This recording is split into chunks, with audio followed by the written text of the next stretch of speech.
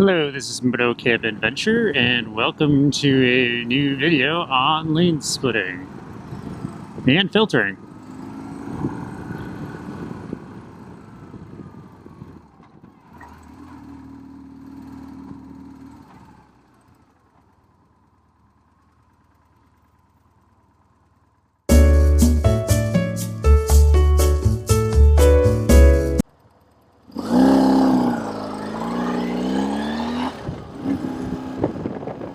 So you saw right there, after I did some lane filtering, that I was able to get to the front of the pack.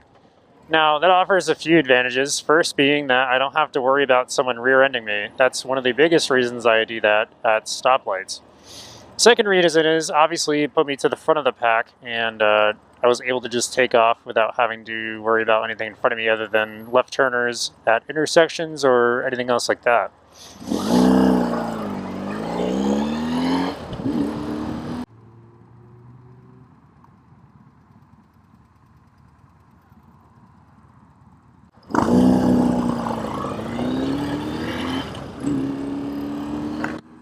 So there you notice that I was filtered to the front of the pack on a left turning thing there.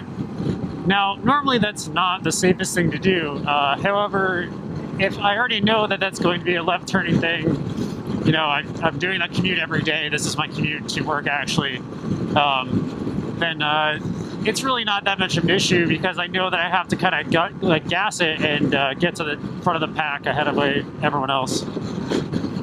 So what's lane splitting then, if that's filtering? Lane splitting is when cars are moving. It's generally when you're on a highway or something and there's some slow traffic almost to a stop and you're just kind of filtering, splitting, whatever you want to call it. Now, I don't know if those are the actual real definitions of the terms, but that's kind of what I know to be real. So if you have any other definition, feel free to leave it in the comments. I'm not totally sure. I'm still new to motorcycling as of 2 years, basically, actually less than 2, or like 1.5, or no. Yeah, like 1.5 years, so. Since I'm doing this on a Sunday night, this would all be backed up, but it clearly isn't. My commute to work, I'm splitting, you know, all the way back a mile or two, and basically all the way to the city on 101 and 280. So a few things to consider with your bike in terms of splitting. Basically, you're gonna have to look for your widest point on your bike, which is generally speaking your handlebars. That's the case on this. I have some wide bars because this is a dual sport adventure bike style. So it's gonna have wider bars for kind of a touring setup and everything. It also has the boxer engine, so you can see I have kind of wide points at my bottom. Another thing to consider with your bike, I have auxiliary lights set up here, and they sit pretty tall. Now, sorry for any wind noise, it's kind of crazy right now, but the light setup I have right now basically puts the lights right at cars' mirrors. That's kind of important because that means that people can see the light coming up towards them from their rear view mirrors, their side mirrors. So that gives you a little extra advantage, and I always run my lights on all the time, day or night. They're not too bright for the night. I don't have any variability behind them. They're just some TIAAs that are older halogens. So let's talk briefly about legality of lane splitting. It's not technically legal and it's not technically illegal. As far as I live in the United States, if it's not illegal, it's legal. I can do it. CHP does it all the time. They do it safely, and they do it because they know it's safer. And also, it's just way more convenient to get to locations and not have to worry about someone rear-ending you, not have to worry about working the clutch in slow traffic.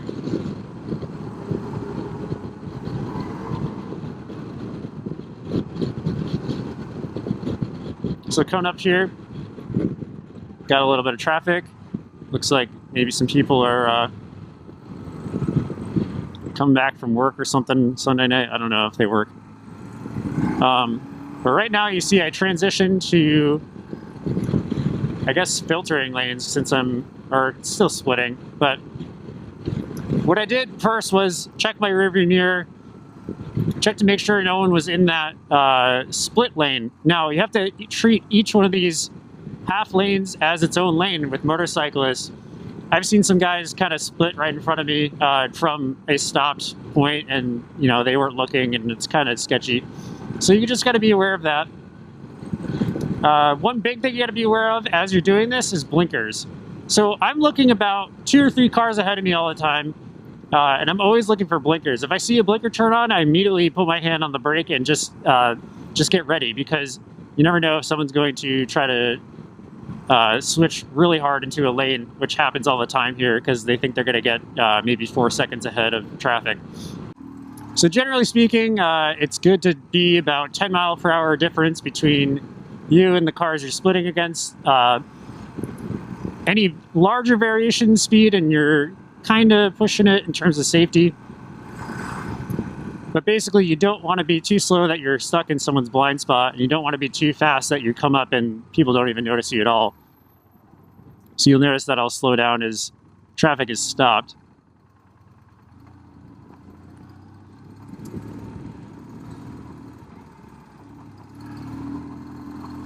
And, oh no, the light turned green as I was splitting. What do? You just kind of ease your way back into the flow of traffic. Not a big deal. So again, I'm looking at blinkers, making sure no one's putting their blinker on to turn into me. I'm also looking at the tops of wheels. That's like the first indication that someone's going to start moving in that direction. As you can see their front wheel start to turn. You're watching the top of it, and that's like the first warning sign that they're going to start moving. I see a lot of people put their blinker on as they start turning, and it's really, really freaking annoying because it doesn't really do any good anyway. And you'll see their wheels start to turn before anything else. Also, sometimes if you're at a good vantage point like me, you can see a lot of people's heads through the mirrors. So keep that in consideration. And here's the situation right here. This guy is probably going to start splitting. Yeah. See, so he started to split. He didn't put a blinker on or anything. It's not really expected that you do. In fact, it's probably just more dangerous because it's just another thing that you have to worry about. But just keep in mind, if you have any motorcyclists in front of you, they're probably going to try to split just like you are. There's a situation as well. Light was turning green as cars were stopped, and I was kind of going through the traffic. And hold on a sec.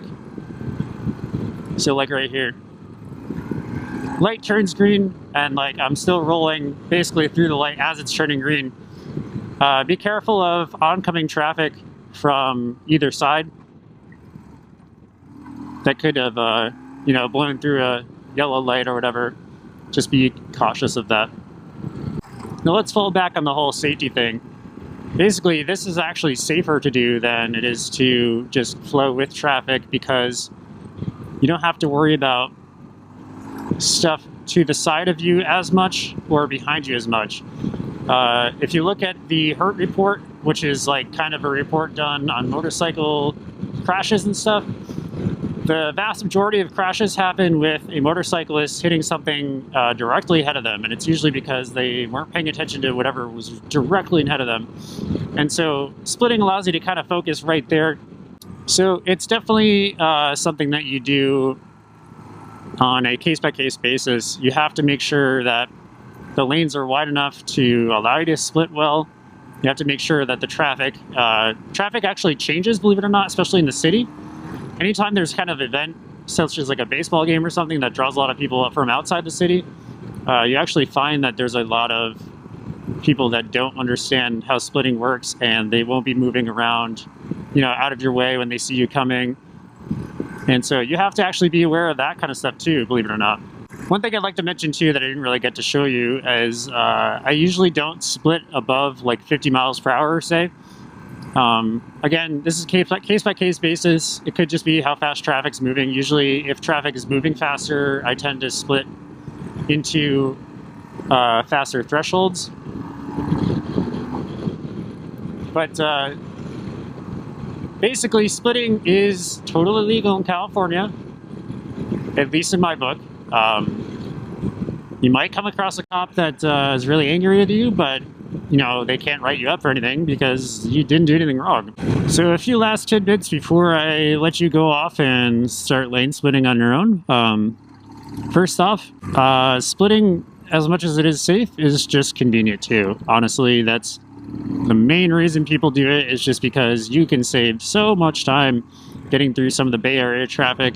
That's why a lot of people do it here, and that's why it's actually considered somewhat normal. Another note, it's actually better off for every driver around you as well, as long as they don't turn into you. Reason being is, splitting actually saves a lot of time for them too, because you have less cars, less traffic. You know, more people transition to motorcycling because they see they get to do that. The less traffic there is, so that benefits pretty much everyone, in my opinion. Keeps traffic flowing.